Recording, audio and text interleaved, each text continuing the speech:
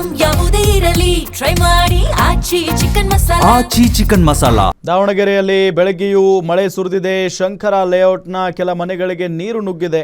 ಸೂಕ್ತ ಚರಂಡಿ ವ್ಯವಸ್ಥೆ ಇಲ್ಲದೆ ನೀರು ಸಂಗ್ರಹ ಆಗಿರೋದು ನೋಡಿ. ದಾವಣಗೆರೆಯಲ್ಲೂ ಕೂಡ ಇಷ್ಟೊತ್ತು ನಾವು ಚಿತ್ರದುರ್ಗದ ಸುದ್ದಿಯನ್ನು ನೋಡಿದ್ವಿ. ಈಗ ದಾವಣಗೆರೆಯಲ್ಲೂ ಕೂಡ ಮಳೆ ಆಗಿದೆ.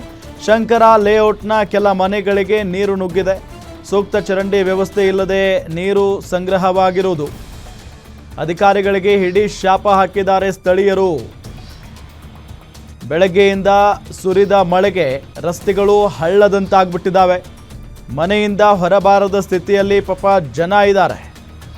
ದಾವಣಗೆರೆಯಲ್ಲಿ ಬೆಳಗ್ಗೆ ಸುರಿದ ಮಳೆಯಿಂದ ಸಾಕಷ್ಟು ತೊಂದರೆ ಆಗ್ತಾ ಇದೆ. ಅದರಲ್ಲೂ ಶಂಕರ ಲೇಔಟ್ನಲ್ಲಿರುವಂಥ ಕೆಲ ಮನೆಗಳಿಗೆ ನೀರು ನುಗ್ಗಿ ಅವಾಂತರ ಸೃಷ್ಟಿಯಾಗಿರೋದು. ಸೂಕ್ತ ಚರಂಡಿ ವ್ಯವಸ್ಥೆ ಇಲ್ಲದೆ ಮನೆಗಳಿಗೆ ನೀರು ನುಗ್ಗಿಬಿಟ್ಟಿದೆ. ಇದರಿಂದ ಸಂಬಂಧಪಟ್ಟ ಅಧಿಕಾರಿಗಳು ಕಣ್ಣು ಮುಚ್ಚಿ ಕೂತ್ಕೊಂಡಿದ್ದಾರಾ ಅಂತ ಹೇಳಿ ಜನಸಾಮಾನ್ಯರು ಪ್ರಶ್ನೆ ಮಾಡ್ತಾ ಇದ್ದಾರೆ. ಅಲ್ಲಿನ ಸ್ಥಳೀಯ MLA ಆಗಿರ್ಬೋದು, ಏನ್ ಮಾಡ್ತಾ ಇದ್ದಾರೆ? ದಾವಣಗೆರೆ ಸಿಟಿ ಇದು.